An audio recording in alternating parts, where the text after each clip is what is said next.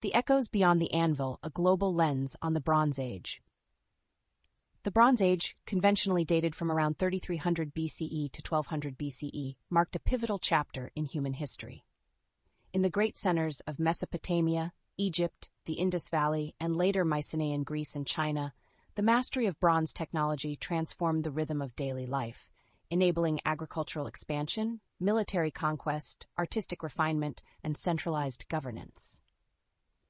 The alloy of copper and tin, though seemingly simple, became a cornerstone of technological evolution, shifting human dependence from stone and bone to metal and forge. It allowed for sharper tools, stronger weapons, and the emergence of artisan classes. Civilizations along the Tigris and Euphrates were among the first to harness this metallurgical alchemy, turning ore into empire.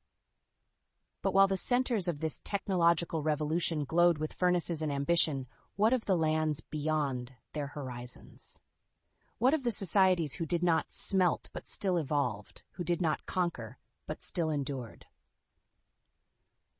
In the distant British Isles, for example, the arrival of bronze around 2500 BCE coincided not just with the crafting of swords and ornaments, but with sweeping cultural transformations.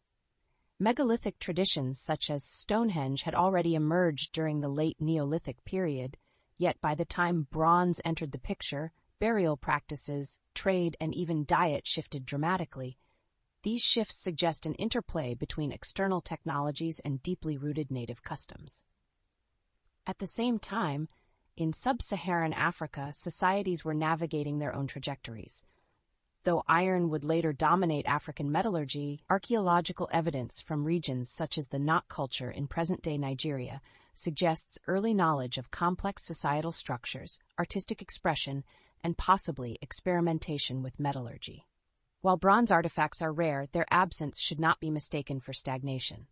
Instead, oral traditions and surviving art forms point to a civilization growing not through alloy, but through ecology, memory, and oral transmission. Farther east, around 2000 BCE, the Yellow River Basin in China saw the rise of the early Tu culture, considered by some to be an early phase of the Xia dynasty.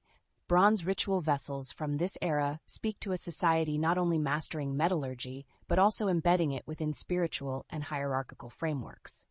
Here, bronze was not merely a utility, it was a language of the sacred. In the Americas, while metallurgy would not become prominent until much later, the Bronze Age period corresponds with the development of complex agricultural societies. The Norte Chico civilization in Peru, flourishing as early as 3000 BCE, constructed massive earthworks and pyramid-like structures, relied on sophisticated irrigation systems, and operated a trade network, yet all without ceramics or metal tools. Their story is a potent reminder that civilization is not defined solely by the metal in one's hand, but by the structure of one's thought and the bonds of society. Why, then, does the Bronze Age seem to glow brightest in certain geographies, while remaining dim elsewhere? The answer lies partly in geology. Tin is rare and its strategic locations shape the flow of empires. Afghanistan, Cornwall, and Iberia became not just sources of metal, but catalysts for trade and conflict. But the other part of the answer lies in perception. Our modern lenses often prize innovation over adaptation, metallurgy over myth, empire over ecology. This bias can obscure the grandeur of civilizations that developed parallel to the Bronze Age without adopting its signature technology. In the Pacific, Austronesian navigators were launching maritime ventures of stunning precision. In Australia, Aboriginal societies practiced sophisticated fire-based land management and maintained a system of oral lore so accurate it preserved stories of sea level rise dating back thousands of years. These were not primitive societies. They were societies optimized for their environments, holding knowledge passed down in ways no forge could replicate.